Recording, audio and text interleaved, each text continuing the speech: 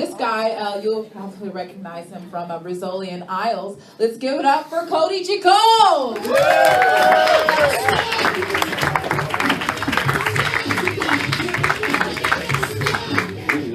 Really white handshake, sorry. Awesome. Hey everybody, I'm Cody Gigold, as she said. I heard I am if Chris Pratt and Ed Sheeran had a fat baby. It's according to my mother. She does know those references, she's very young. She had me 4 days into her 20s. Super exciting moment for me. Way more exciting for her, I'm sure. It was funny, the greatest story she ever told me, I was 2, I think she said, and she was like, well, the first time I tried shrooms, I was babysitting you. And I was like, well, Mom, there are 2 things very wrong with that statement. 1, first time you were trying shrooms, you were babysitting. 2, you're not babysitting your child. You're just watching them. There's no allowance or weekly pay. I am from Florida, so I guess that's her excuse. Thank you. We'll blame the education system. Thank you, Jeb Bush. Only Florida people will know that. But no, it was fun. It was a very different culture. I was bullied a lot. I mean, granted, I was fat. I had a rat tail and red hair. Basically a human target. It was really easy for them to pick on me, but like I said, my parents were young, so essentially But no, I was bullied on the bus in elementary school, and I pretended I was really sick, so I wouldn't have to ride the bus. My dad caught on after a while, and being only like 25 at the time, thought, hey, why don't you take this cologne bottle, spray it in his face. That'll teach him. I'm like, all right. Thinking, gotta be right. He's an adult. I don't know any better. So I'm on the bus, I'm all prepped, I'm ready, I got the cologne bottle, I'm pumped, I'm jazzed. Bully comes out, he starts pushing me, and I'm like, not today. It didn't do a damn thing. He was so pissed. He started beating my ass, and then my dad goes, well, why didn't you beat him over the head with it? And I'm like, well, Dad, I'm 8 years old and lack the fucking core strength to bash him in the head. Thank you. It was really odd. It was really odd. My grandmother, who raised me for most of my life, was a slight, semi-sweet racist. She used the terms colored, them, those people. So it wasn't the worst. She'd always be like, but it's okay, I work with them. And I'm like, well, it could be a lot worse, I guess. She grew up in a different time period, you know, that's what they say. That's what the biggest problem is. Right? No. I moved out here about 5 years ago.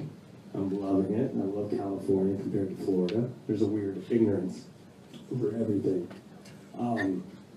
Dating's different. Luckily, I don't have to do it. I have a girlfriend over there. I did it the old-fashioned way. So, thank you. No apps. Met at an art festival. It was super cute and romantic. She's the one saying woo in the back.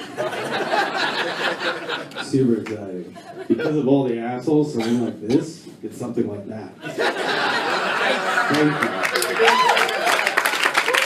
I'm pretty excited. My whole family back home just hit me up and they're like, oh my god. My grandma's like, well, what is she? And I'm like, oh, grandma. Like, well, she's Filipino. She's like, and? I'm like, okay, she's half white. She's like, oh, thank god. Like, okay, calm down. Like, you know, because I dated a Hispanic before, as she says. I said South American, but she begs to differ. She's like, careful, they're in gangs.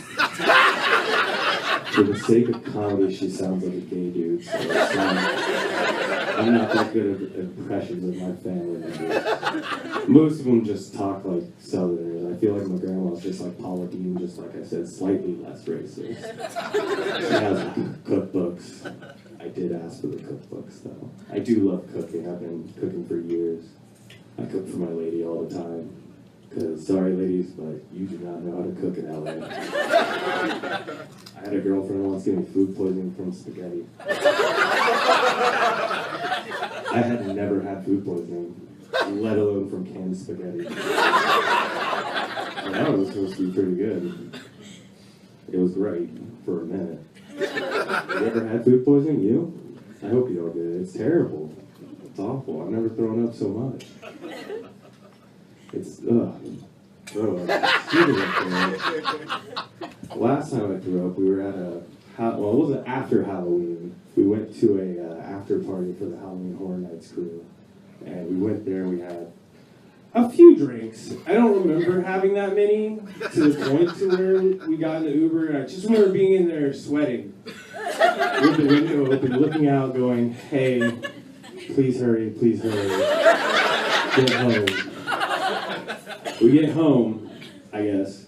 I woke up and I was home, so that was good. And we get home, and I wake up in the morning, and I feel great. I feel wonderful. I'm more nervous than anything, because I'm like, what's going on?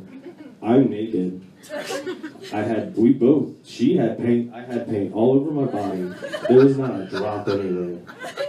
We go back into the bathroom. You see one little speck on the thing. We wiped it all down, apparently. I smelled throw up all day. I had no idea where it was. Eventually, I found it in a trash bag, rolled up. Hey, no, it was in a trash bag. That's amazing. I am completely amazed at myself. So, before I get off, I will leave you with a little tidbit of Florida knowledge. Apples are a red, soft-like outside, which is edible, whereas oranges are a hard outside, unedible rind. I just did it. I compared apples to oranges. So next time your lady argues that, throw that in her face. Thank you guys. I'm pretty cool.